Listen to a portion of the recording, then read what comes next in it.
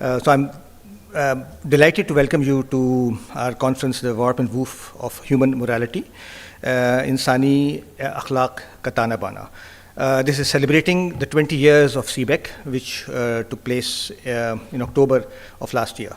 And we are celebrating this today because this is also the start of our academic, new academic year. So I will start by giving you an overview of our program, and so that you have an idea as to what is coming on. So before we do that, I would like to request everyone to put your phones on silent, or you can't switch them off, sorry, just silent. Yeah, I can't expect things that can't happen, that I won't do myself. So the phrase warp and woof, I'm sure you guys are familiar with it, but it refers to the foundational threads in weaving. The warp runs lengthwise, and the woof, also called the weft, it runs crosswise. Similarly, there are so many weaves that go into the weaving the moral fabric of morality, and that's the pitch that we are trying to make today and tomorrow.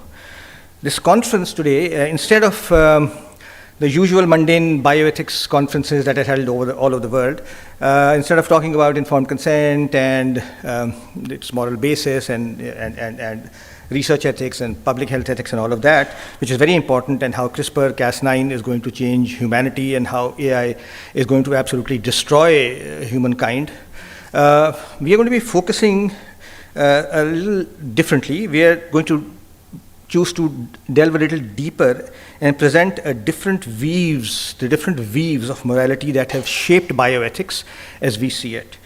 There's several distinct warps and woofs that knit together the different sections that you will be witnessing today and tomorrow, all come together, we hope, in the final product, which is this conference, perhaps like Bukhara. So what I'll do is I'll walk you through the program so that you have an idea as to what the 2 days have, and it has something at least for everyone on various significant days. So the welcome address is always given by Professor Adib Rizvi, the director of SIUT. He will be joining us a little late today, and we've got the Dean of Postgraduate Studies, Professor Fazal Akhtar, who will be welcoming you on behalf of Professor Rizvi. Professor Rizvi will join us a little later and will give his address at that time. He will be followed by Dr. Farhat Moazam, who will talk about celebrating 20 years. And after Dr. Moazam, there is little left for me to say, but I will take you through a little visual journey in for the 20 years. Then we have our keynote speech, which was greatly anticipated.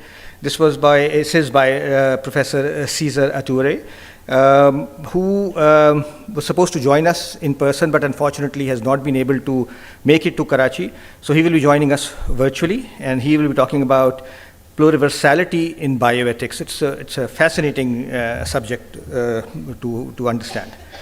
This will be followed by tea break. Tea will be, and lunch also will be outside behind this wall, behind that wall, on the terrace area. And toilets are also located in that area also, and also behind the conference hall.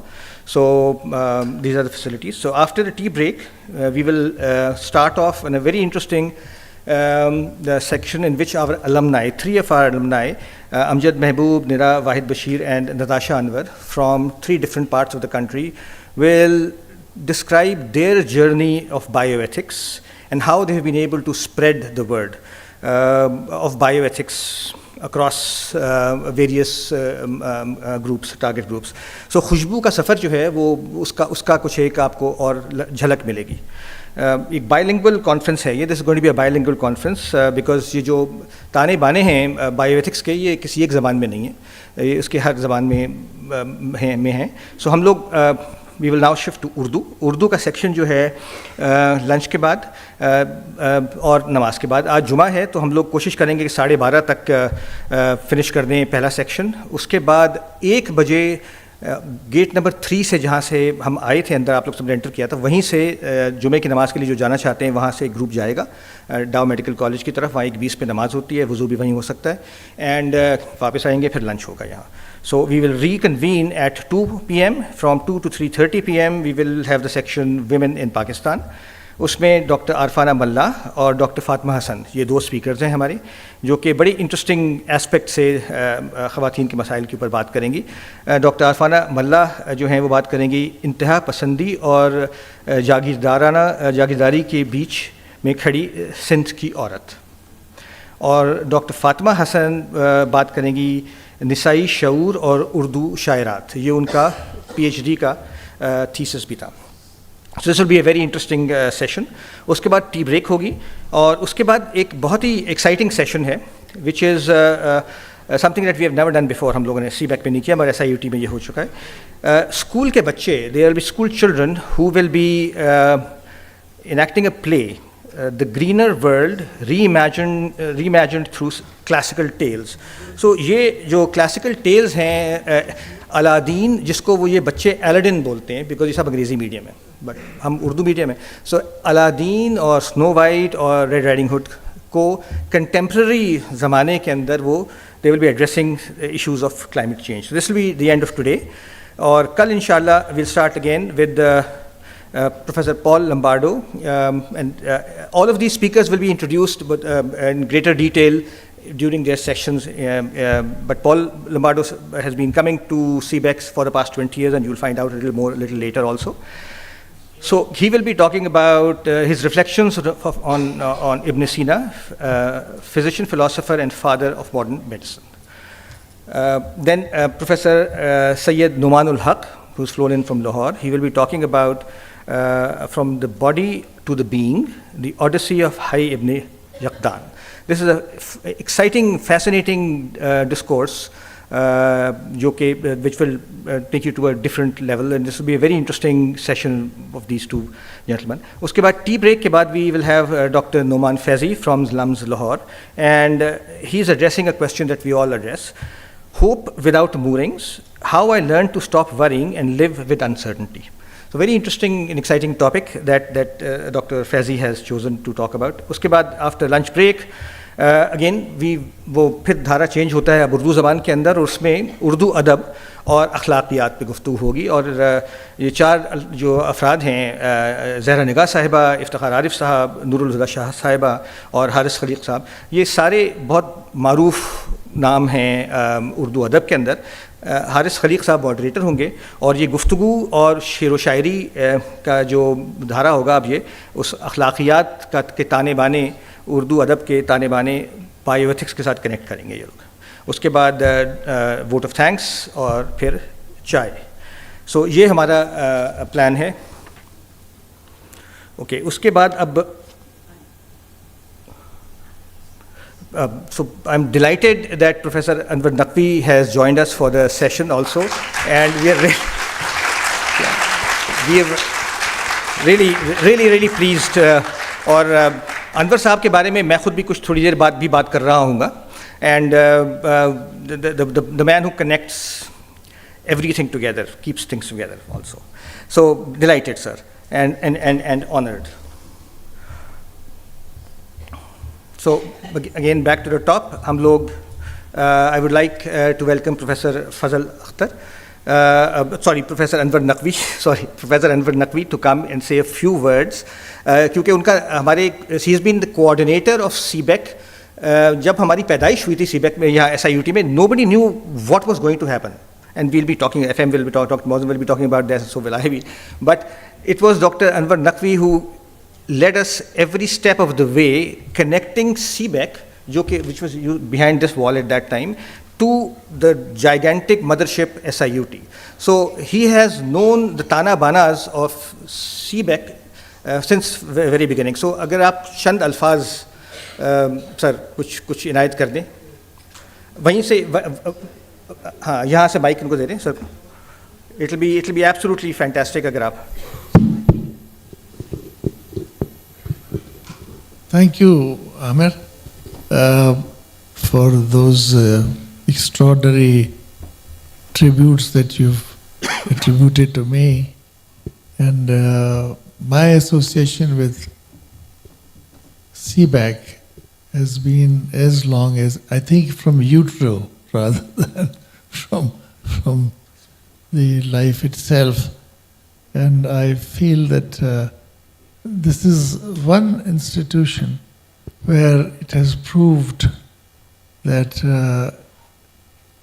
CBEC has stood the test of time and has given us enrichment and joy and fulfillment in all sense of the word. And I would congratulate the team which has made it happen, and Farhat Moazam is one of the prime movers of it, and I feel very proud to be associated with the effort that they've put together, and Farhat in particular. Thank you.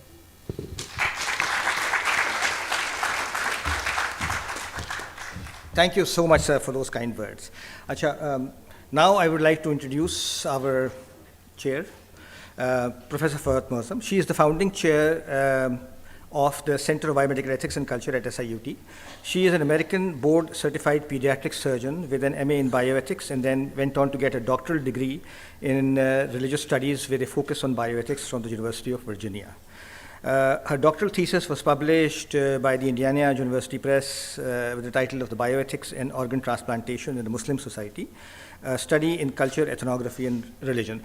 This probably, when the thesis was being researched, this was happening at SIUT in this very building, in the room next door, I believe, much before I was born, into CBEC.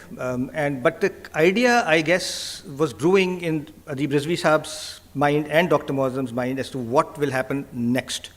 Nobody had a clue about that, but these are the people who have vision and think ahead, even without having a clear, concrete pathway to be thinking. So that's when, I think, when this study was being conducted, that is when CBEC was somehow brewing somewhere. So Professor Moazam also has an honorary doctorate conferred to her by the University of Zurich, Switzerland.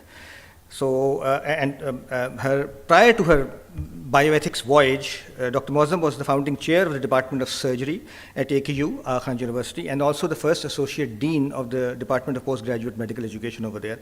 So the surgical precision of her yesteryears is what she's brought into bioethics, and still practices her surgical, has a surgical eye on everything.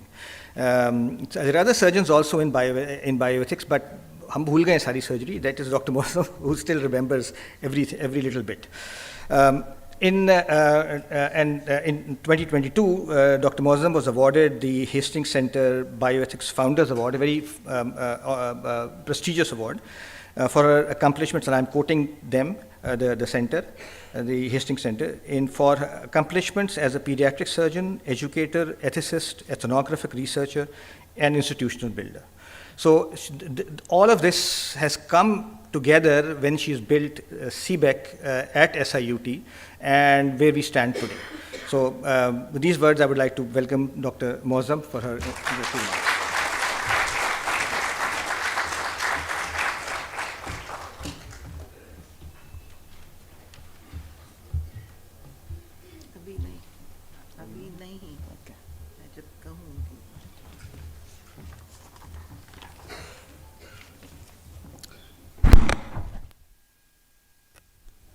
Assalamu alaikum and good morning.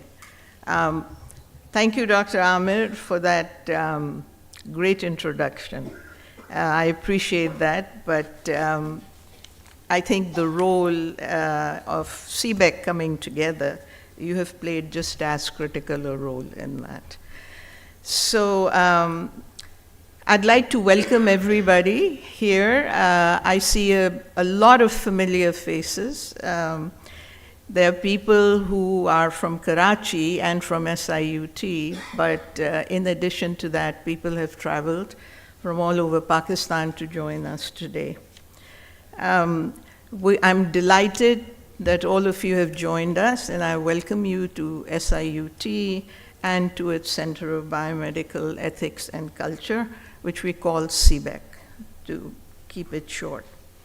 So what I'll do is just take a little time with you to give you the story of how CBEC came about, and then a little bit of what CBEC has accomplished in the last 20 years. The journey is a very short journey. 20 years is not a long time in the life of any academic institution.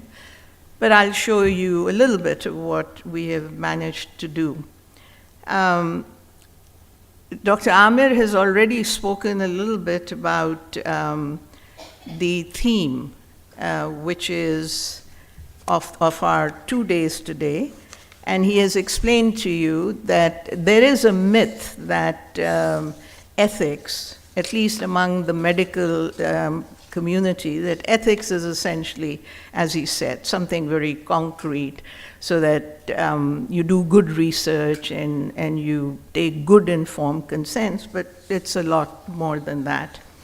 So if you look at the term, not ethics, which is an English term, but if you look at the word that we use to translate it in Urdu, it's akhlaq.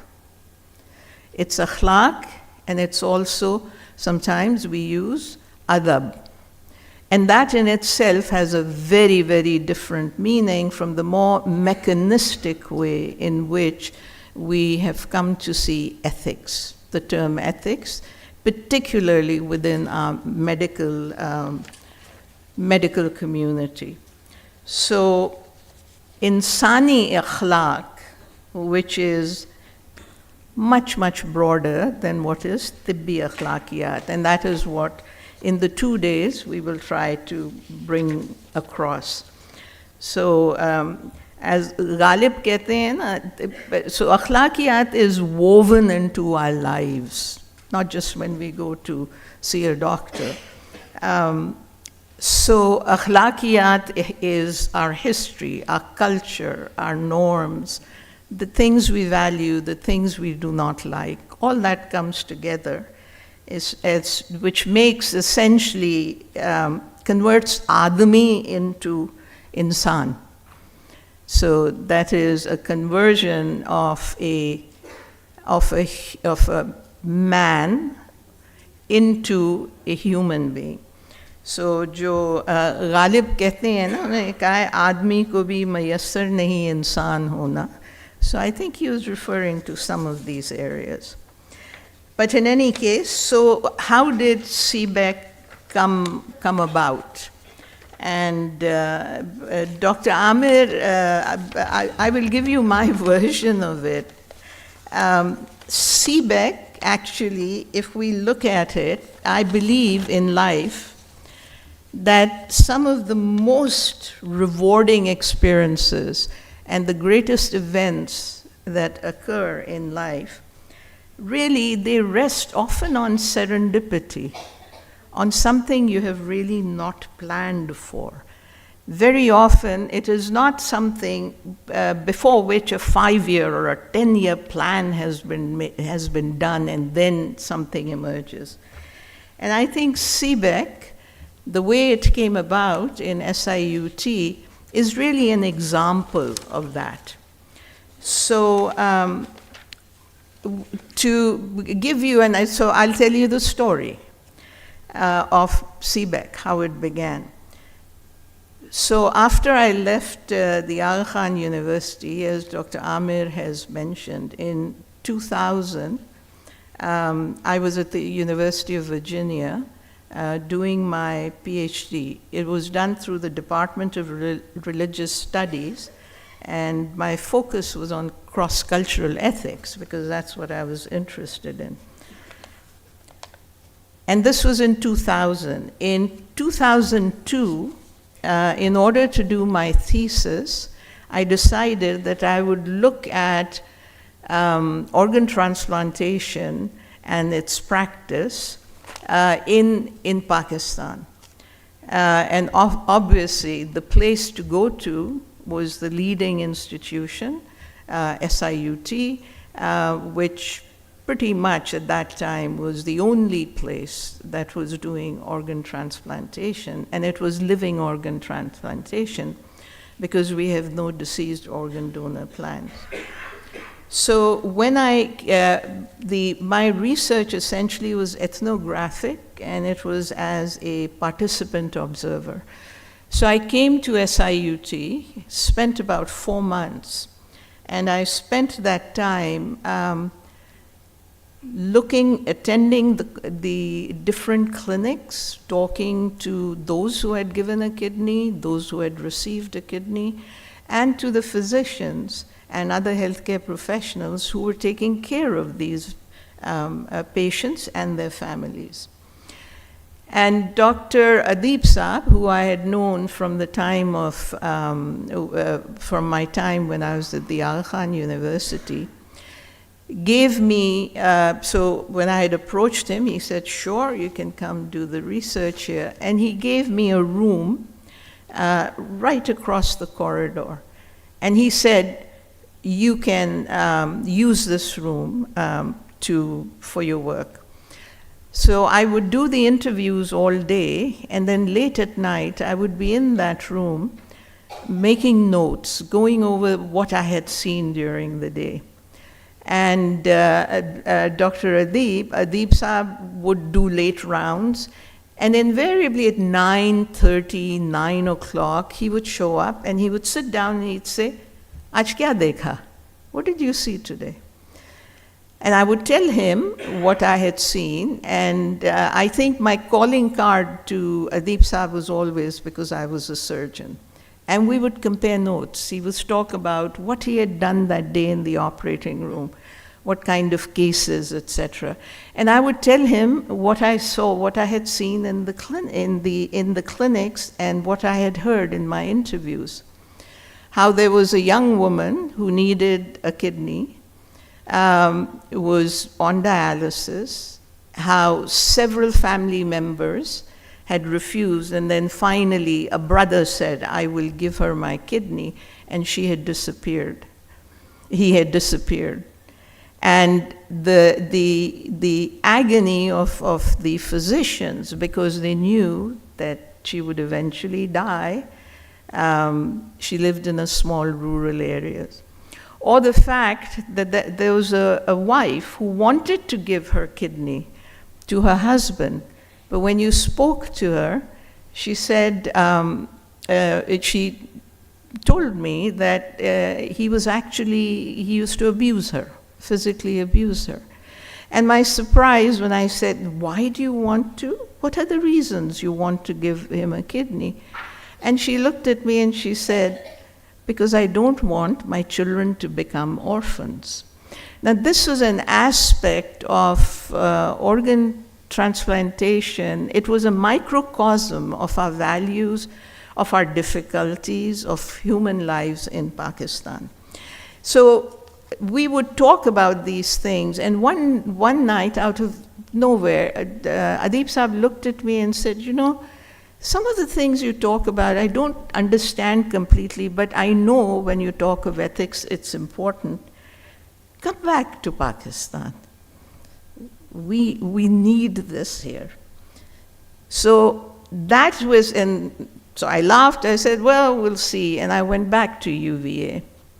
It was a year later. This was in 2002. In 2003, I was still at UVA. Adib Saab, Anwar Saab, and a lot of others were in Boston for a meeting. Dr. Amir at that time was in Boston doing his fellowship at Harvard in bioethics. And prior to coming there, Adib Saab had said, "Come and meet me in Boston." And you can't say no to Adib Saab. So I flew from Charlottesville to Boston. And we met there, and in this meeting, it was in a food court, and I will leave that to Dr. Amir to describe. And I see some people laughing here who were there, including Dr. Naki Zafar, etc. So And so this was a noisy place, and the four of us, Adib Saab, Anwar Saab, Dr. Amir and myself sat at a table. Dr. Amir, I don't remember the menu, you can fill that in. You're the foodie in this group. And that was when Adib Saab said, come and start a center. And that was the first time, and this was in 2003. And the way Dr. Adib works, in 2004, October, the center was inaugurated. This was a year later. And at that time, I was still in Virginia. And, but Amir was back by that time from his fellowship, and he got things rolling. So I think the CBEC in SIUT, I think its birth, its inception and birth required 2 leaps of faith. I think one was on Adib Saab's side and one was mine. I think Dr. Adib's leap was much, much greater than mine. He was a hardcore surgeon, and he allowed the entry of what is called a soft science, bioethics and sociology and anthropology into SIUT. But certainly it's true, without Adib Saab's idea and his continuing support in the 20 years, and the support from Anwar Saab, who was the main person who helped us get things started, and from all our colleagues in SIUT, their acceptance, all this goes into where we are today. So let me, before I turn to just tell you a little bit about what we have accomplished, Dr. Asim, who's sitting in the audience, who's also one of our long-term colleague and also one of our teachers, just showed me something today, which his wife makes, Sabine. I did not know that she makes quilts. And I'm going to show you a slide of what he showed me she has made. And if we can dim the, yeah.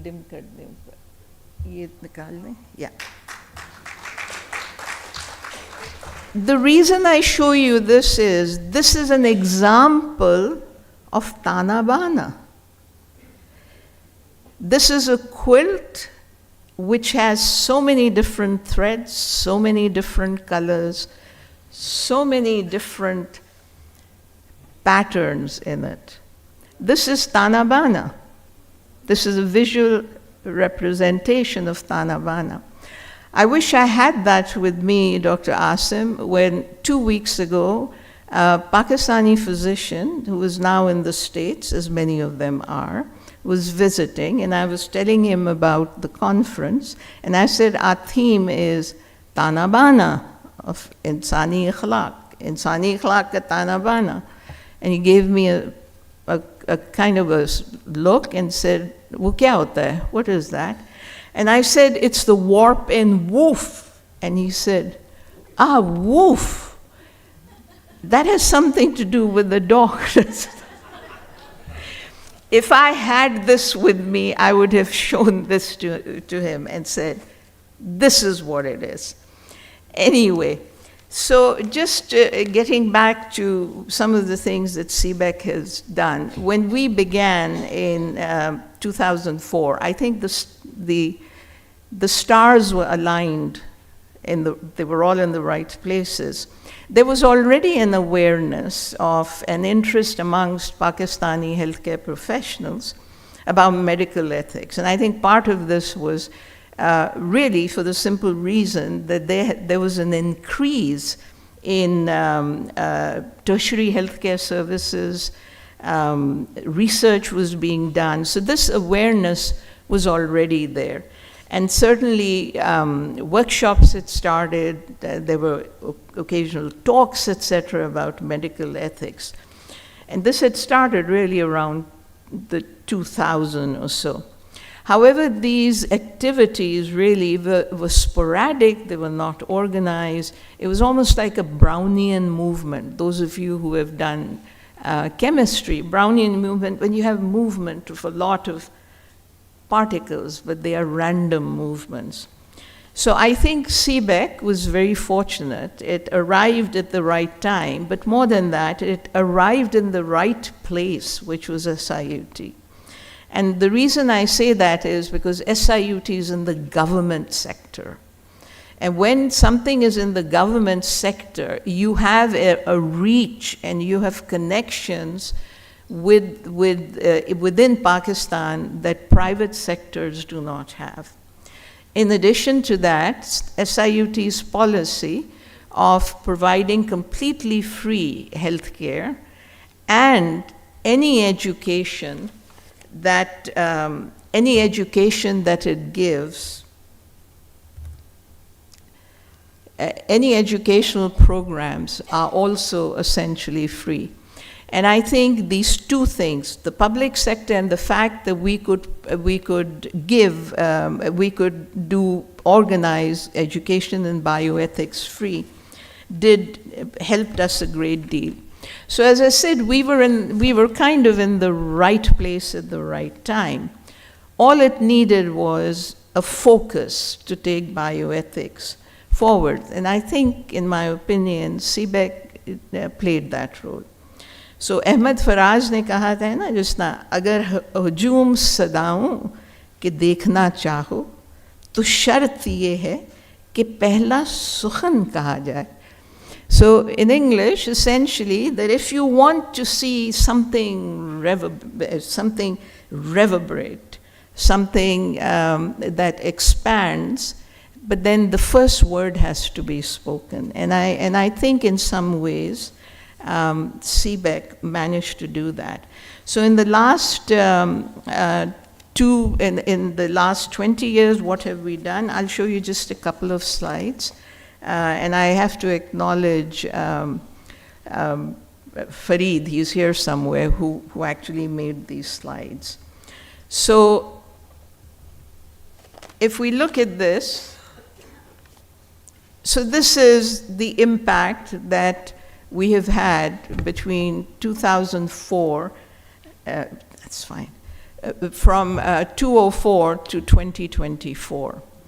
So if you look at first the Pakistan, the map of Pakistan, all the way south, you can identify Karachi. When we began, the sporadic workshops, etc., that were occurring, most of them were in Karachi.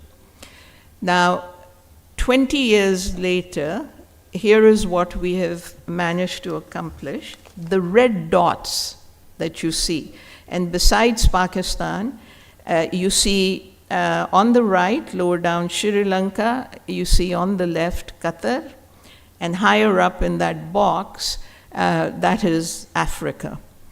So the impact, our impact has been through our educational programs, no question about that. So the alumni, the little red dots, are places where we have our alumni, graduates from our programs. And the triangles that you see, the red dots are our alumni who have actually either a master's from our institution or the postgraduate diploma. The triangles, blue triangles, are where our alumni are, but also those who have been taken part in our bioethics courses, certificate courses, where workshops have been done. So we've had a fairly wide spread. We started off with the idea that we would be a resource, not just for Pakistan, but also for the region. So अगर आपने दरख्त उगाना है तो शजर तो वो होना चाहिए ना जिसका हमसाए के आंगन तक उसका कुछ ना कुछ साया जाना चाहिए. And I think we have managed to do that to some extent. Okay, and the next slide It's essentially just a few numbers. So graduates from, if you look at the first one, today, we now have 17 graduates from a master's in bioethics program. We have 112 postgraduate diploma holders, and we will start a new class of both programs this year. The second part, the second box, which is CBEC-SIUT'S project, I will let Amir talk about it, but this is a project of Fogarty-funded program through which we have been able to help Kenya, Kemri in Kenya, begin their own training programs. The certificate course is 700. We do not take credit for that. That's essentially what they have been able to do in Kenya themselves. The third box is our alumni are now in the research, the National Bioethics Committee of Pakistan, the research arm. In fact, one of them chairs it. And our alumni are now spread through the ERCs, the research committees, 51 of them spread around Pakistan. The last box is something that I think all of us in CBEC feel good about, which is the areas, the countries where we have been invited to come and either do workshops for them or run courses for them. So that has been something that we're proud of. So essentially, यहाँ फिर वो शेर व शायरी की बात हमें पसंद है, और हमारे जो our literature and our poetry is very much part of our moral sense. So इसमें this is ये सुल्तानपुरी साहब का एक शेर है जो हम बहुत इस्तेमाल करते हैं सीबेक में. And he said, वो कहते हैं, मैं अकेला ही चला था जानिबे मंजिल मगर लोग साथ आते गए और कारवान बनता गया. So in some ways, I think that is what CBEC has done. So where do we go from here? There are many challenges. I see challenges to biomedical ethics and taking it forwards in Pakistan. I see a lot of colleagues here, our teachers, etc., who have been with us these years. And but I am very, very optimistic about the future of bioethics in Pakistan, because I think the seeds have been sown. There are a great deal of challenges ahead of us. I think they can be faced. We don't have time to go into that. One of the biggest challenge I think that we have is that we have these two streams of bioethics flowing in Pakistan. We have this one that's the secular stream, and we have one that's the religious stream. And it reflects really the polarities that we have in our society. And these two streams have to come together. And this is one of the things we're trying to do through our programs, at least we're trying to. Because the two streams really need to talk to each other. Otherwise, वो एक शेर है ना कि पुरानी रोशनी, and this was, by the way, by Allahabadi. He said this at the turn of the 19th century. That was the time when there was modern education was coming into the subcontinent. And he had said at that time, पुरानी रोशनी और नई में फ़र्क इतना है, उसे किश्ती नहीं मिलती, इसे साहिल नहीं मिलता. And that, and I will translate that. I noticed, Paul, sorry about that. What essentially he's saying is that the poet says, in his opinion, there is only the difference between the old way of education and the new way of education is that one can't find the boat and the other one cannot find where the coast is. So you need the two together. And that's something we need to work on. And the second thing, of course, our biggest challenge is we don't have a lot of centers. We now have a program, master's program that has started in Aga Khan University. There's a diploma program in Lahore. But that's not enough. We cannot have MAs and PhDs for biomedical ethics here, and we do not need them. We need good clinicians and researchers who can take this forward. And CBEC is looking at that, putting together some kind of a program of training the trainers with essentially Dow University, and more recently with JSMU. So anyway, I will end here by thanking my faculty. I think it's a small faculty. And in that, it is Dr. Amir, Bushra Shirazi, Saleha Shekhani, Farid bin Masood, and more recently, Nida Bashir has joined us. A small faculty that has done a lot of hard work. They grumble, but they do realize that nothing that is worth doing is easy, and so they carry on. These are fraught times in Pakistan and the rest of the world, but especially for us, politically, economically, etc. But I think my faculty will agree with me if I end with this short poem. And Dr. Lombardo, I will translate it for you. I will try to. So, Sahir Ludhiani Saab, ye jo farmate hain, I think there's so much wisdom in this.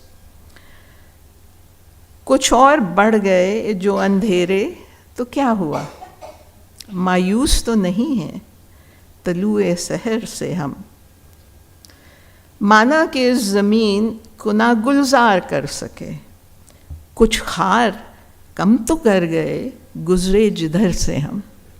And so what the poet is saying essentially is, the darkness is growing around us, we know that, but so what? We have not lost hope that the sun will rise and there will be light. He says, we may not have been able to make the world a garden, but we have reduced the number of thorns that lie on the road. Very poor translation, but that's so. Anyway, once again, thank you everybody.